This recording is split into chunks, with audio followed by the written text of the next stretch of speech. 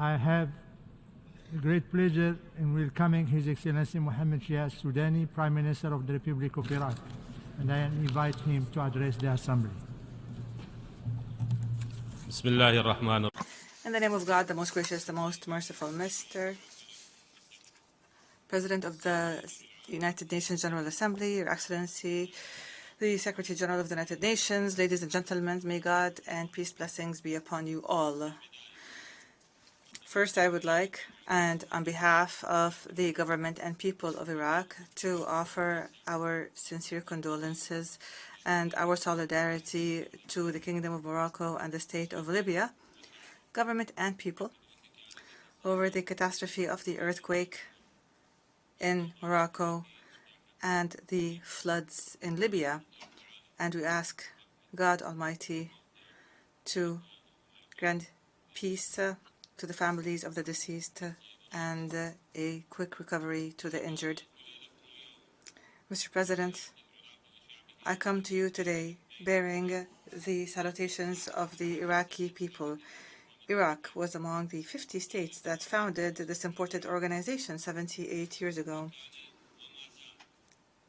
Iraq has always, and to this very day, believed in the general principles that the United Nations was founded upon, and it contributes to all of its programs because it believes that our only path is the path of human brotherhood and solidarity to guarantee the safe existence of the world as a whole. Ladies and gentlemen, the spirit of consensus has prevailed in the new Iraq, and we have overcome some difficult days. We now have a government that enjoys a widespread political coalition that covers all aspects and shades of the Iraqi society.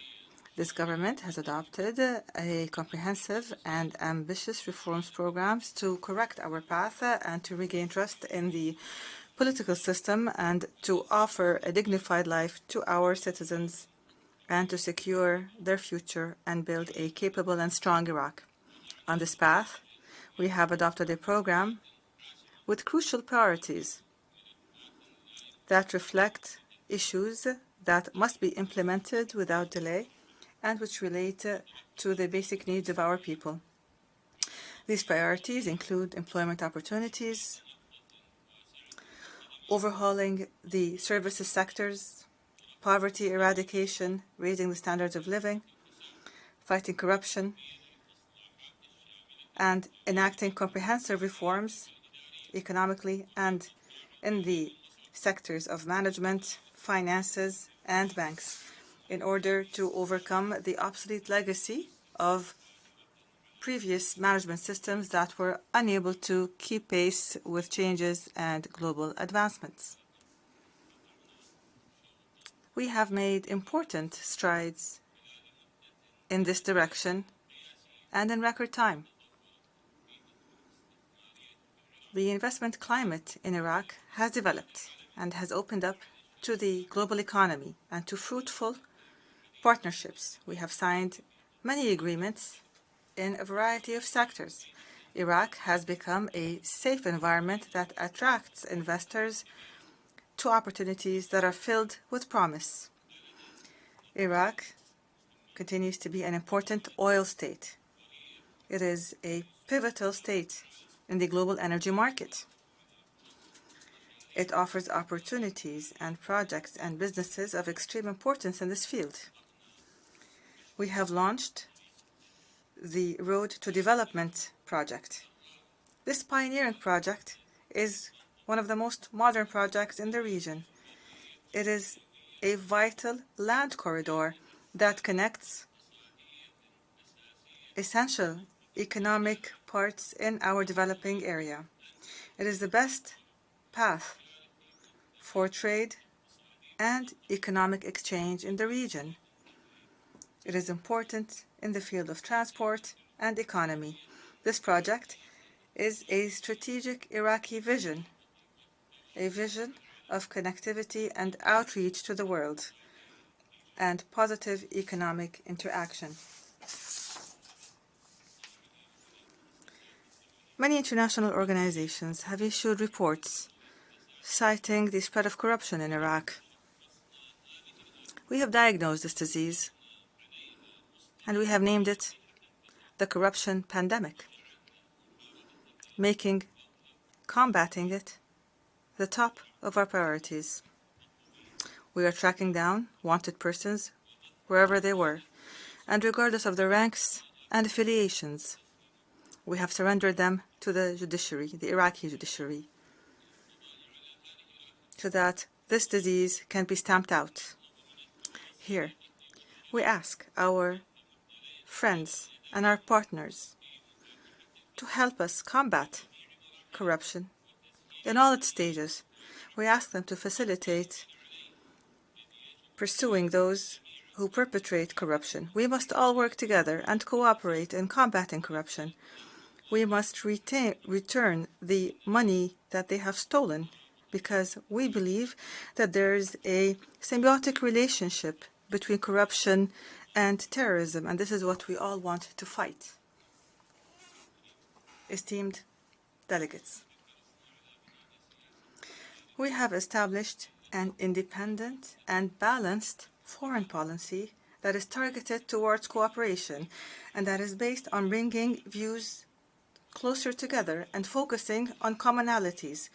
We want Iraq to be a source of stability in its regional and international sphere. We want Iraq to be part of the solution to any international or regional problem.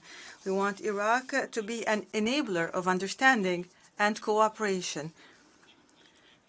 We seek to build constructive partnerships that are based on mutual respect and on incentivizing all the different parties. We aim to help in drawing policies that would establish and achieve sustainable development for our peace-loving peoples. The Republic of Iraq reaffirms its commitment to the principles of international law. We reaffirm our respect for all United Nations resolutions. We stress our determination to establish the best of ties with everyone, especially our neighbors. We reject any interference in our internal affairs, regardless of the excuse. And our Constitution stipulates that Iraq will not be a launching point for any aggression towards other states. Similarly, we ask everyone to respect Iraq's sovereignty and territorial integrity. We reserve our right to take the necessary measures as established by international laws and conventions to repel any violation of our country. Here, we reaffirm that we extend a hand of friendship to our neighbors to maintain the security and stability and progress and prosperity of our region in a manner that would guarantee prosperity for our peoples. We hope to achieve regional integration. We hope to remove anything that obstructs the free flow of trade in the region. We aim to facilitate the movement of persons and capital and goods through political borders, and we aim to connect infrastructures together. All of these are factors that would mitigate the potential for armed conflict and would limit the further escalation of existing conflicts. We see that we can achieve economic integration by standardizing and streamlining economic policies and custom fees and laws and connecting economic infrastructures together through joint investments and offering opportunities. And as a gesture towards pushing forward these efforts, we are working on holding the Baghdad 2023 Conference for Economic Integration and Regional Stability. We will not follow a policy of polarization. Rather, we will deal with everyone in accordance with our national interests. We continue to bolster Iraq's natural place in the field of international cooperation and take every action to enhance stability. Our government has placed the file of IDPs and the forcibly displaced persons at the top of our priorities, and we have taken many national measures to find solutions, sustainable ones, to secure their voluntary and safe return to their homes and to rebuild their liberated cities. We have also sought to resolve the issue of missing persons who were disappeared by the criminals of Daesh. We offer material and psychological support to their families and work on their reintegration. In Iraq, we are moving towards endorsing a policy of the protection of civilians so that we would entrench the concept of preserving human rights and respecting international humanitarian law.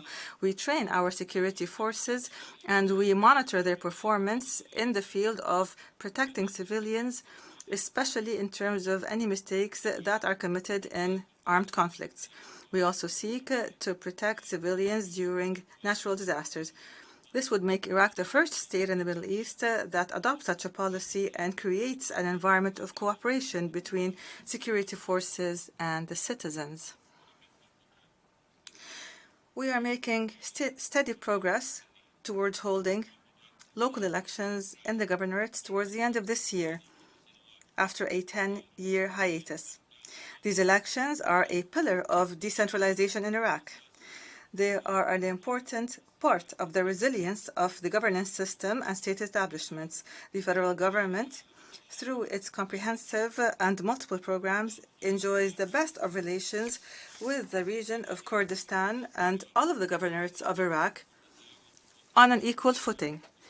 It is in constant contact with the representatives of the region and the local governments in all of Iraq's governorates so that we would transform opportunities to projects that would enhance the development of resources and the Iraqi economy. Ladies and gentlemen, our region and our country specifically, the land of Mesopotamia, the land between the two great rivers, is suffering from a drought that is a result of climate change, and there is an extreme need to preserve our rights in water resources and international river basins. The natural water bodies in Al-Ahwar, the Iraqi marshes, is one of the lungs of the entire planet. Having these marshes dry out would be a biological, ecological, and historic loss to all living beings on this planet. There would be a loss of a human heritage and a chapter in the book of humanity and its civilization. Iraq witnessed the first international treaty, and this treaty was on water, and it was signed 2,550 years ago. Therefore, the cradle of civilization must not be allowed to die of thirst. This environmental disaster will have a harsher impact on Iraq and the region due to the unprecedented increase in temperatures, which turns every aspect of daily life into an almost impossible task. Therefore, Iraq is working on and calling for exerting more efforts between the relevant regional states so that we could work together and we could find an effective coordination mechanism, so that we could form a negotiating bloc within the Climate Convention. We call for establishing an integrated mechanism to manage cross-border water resources and to address the effects of droughts and sandstorms and heat waves. We stress the need to mobilize international efforts to guarantee the sustainability of water resources. Here, we call for establishing a regional grouping that would be comprised of the coastal states of the Gulf, including Iraq and Iran and the member states of the Gulf Cooperation Council, because these are the states that will be disproportionately subject to the temperature rise. This grouping would be tasked with coordinating regional efforts to manage water resources and address climate change and bolster environmental protection and work together in leading action to confront the drought. Our government at the national level has taken the necessary measures to lessen emissions and stop gas flaring and the environmental pollution it causes. We have also launched several projects in terms of waste recycling and encouraging the use of clean energy. Our government has endorsed and ratified a national strategy to combat pollution and its impacts for the years 2023 to 2030. Iraq believes that addressing these challenges requires establishing institutions that are able to deal with economic challenges and, more specifically, climate challenges. Your Excellencies, despite the cross-border challenges that we face, as they face all of humanity, we seek to confront them effectively and within our national capabilities by cooperating with our partners and friends. And the most important of these challenges is the challenge of drugs. Drugs hinder all efforts to establish development and invest in human resources and the development of youth. Therefore, our government has adopted a national strategy to combat drugs and psychotropics for the years 2023 to 2025. We, as the international community and governments in the region, have no alternative except to intensify our efforts and to coordinate our work in combating drugs and any related activities that would facilitate them falling in the hands of our children and our societies. And it is no secret that there is a direct relationship between terrorism and drugs. Mr. President, Iraq is classified, and according to population surveys, it's classified as a youthful state, in that youth, males and females, constitute 60% of the Iraqi population. Therefore, the government of Iraq has given them priority attention in its government program and seeks to support the youth because they are the best investment. The Iraqi government has established many programs and strategies and projects and initiatives to support youth in every aspect. We have launched the initiative called Riyada, translated as Pioneer, for development and employment, and it aims to support students and youth and empower them and develop their creativity so that they would be able to find employment opportunities and create effective economic action. And we aim to develop practical and productive energies so that we could encourage students and youth to keep up with the changes of the labor market and technological advancements and to invest skills and creativities so that we would allow for innovation and provide thousands of employment opportunities to youth so that they would live in a dignified manner. We have also established a Supreme Youth Council that is chaired by the Prime Minister, the Ministers of Youth and Sports, and the Ministers of Planning and Finances and Labor and Social Affairs and Education and Scientific Research and Culture. And thanks to the sponsorship of the Iraqi government, by the Iraqi government of the youth sector and through its construction of sports centers, Iraqi sports teams and students teams were able to win many accolades and titles in several tournaments and championships. And here we would like to reiterate that our government continues to implement programs to empower women and to grant women their effective right to contribute in every stage of development. Women have been an important partner in all of our victories against terrorism, and women continue to be our partners in overcoming all the difficulties that we are facing. Mr. President, we say to the world that we have a firm stand on the Palestinian right to establish an independent Palestinian state with Jerusalem as its capital. We also reiterate Iraq's support for the unity of Syria, land and people. We call for ending the suffering of the Syrian people and allowing them to exert full control over all Syrian territory. Mr. President, We note the continued threat posed by terrorist organizations and their ability to recruit elements that would threaten our security and target our states. We note the need to distinguish between instigating violence and spreading hatred and attacking the beliefs of others on the one hand and the freedom of expression on the other. Burning the Holy Quran is a hate crime, and it aims to offend and aggress the beliefs of a quarter of the world's population and those who respect sanctities.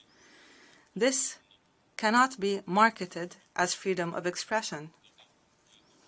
We in Iraq know the bitter taste of religious extremism, and we know the effects of this extremism.